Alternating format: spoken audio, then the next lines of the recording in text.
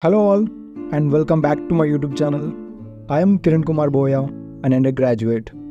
In this video, I am going to talk about psychology of happiness. So before going into the video, please do subscribe my YouTube channel and click on the bell icon so that you will be notified when I drop a new video. Let's dive into the video. Psychology of happiness. There is happiness and sorrow in every human life. So, why do we remember happiness more and sadness less? Does happiness make us happy or does sorrow make us sad? Listen to what the psychologist Jean Piaget had to say about this concept. Jean Piaget, who experimented on children for 40 years, said that memory power is very limited for the first 5 years of our life. This is because those first 5 years went with sorrow. All our childhood is vulnerable and helpless. We are dependent on our parents that make our childhood suffer for the first 5 years. All the things we don't like happen in those 5 years. Our parents make us to sit, make us to walk, make us to play, make us to eat and make us to bath. Everything goes against our childhood. That's why our first 4 to 5 years went on crying. And after 5 years, we learned how to speak, how to walk. We came to know what is good and what is bad. Then there will be no place for sorrow. But in 1 to 5 years, you will be in a helpless state, unable to do anything. In simple words, we are just a toy. Our grief is greater when we are unable to do anything. That's what happens to us in our childhood. So, that's what Piaget says. Until the age of 5, the child has a lot of grief. So, we repress that memory. Naturally, ask someone or ask yourself a question. We don't remember what happened in our childhood until we are 5 years old.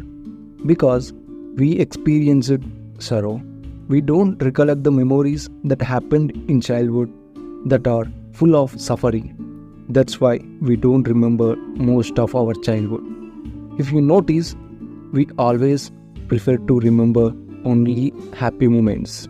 Whether this moment is happy or not, we live in the happy moments that happened in the past, or we live thinking about the happy things that are going to be happen in the future.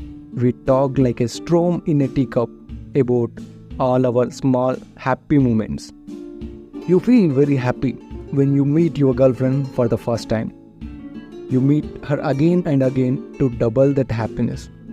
It eventually turns into a sorrow. So again you go back to the time and recall the first meeting to forget the sorrow. The core point of the podcast is to tell you that we have pain more than pleasure. It's hard to live if we don't double the happiness.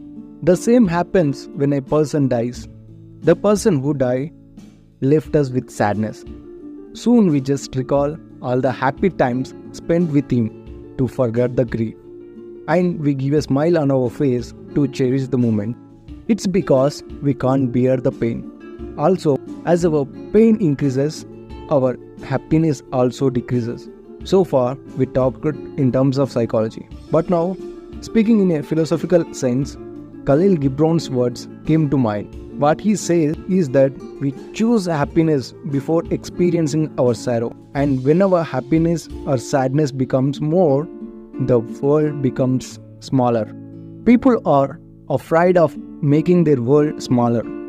That is why we unknowingly seek happiness soon after sadness and sadness soon after happiness. Anyway, we can't remember the sufferings. In case we remember, we easily forget one day. If we forget, we get happiness in it. Because we are humans. We always choose to be happy.